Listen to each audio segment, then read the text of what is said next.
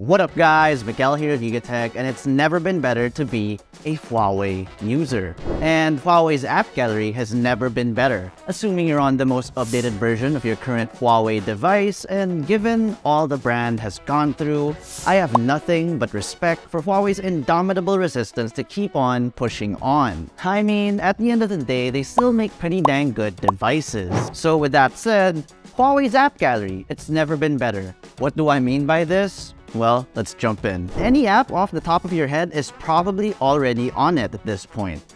Whether it's the usual social media apps like Facebook, Messenger, and their light options, to Twitter, Discord, or Instagram, the app gallery's got it. So no reason to not be able to connect with those you hold dearest on any platform. Not to mention, the process has never been more seamless. Even with apps like Netflix or YouTube, all you need to do is get into the app gallery and let's search for Facebook, since it doesn't come pre-installed.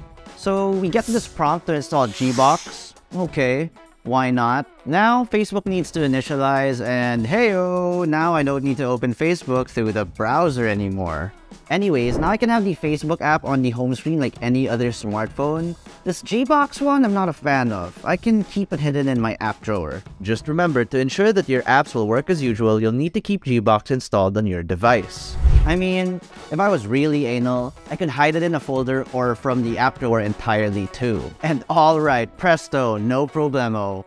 I really like how the app icons no longer have that ugly cornerstone icon anymore either.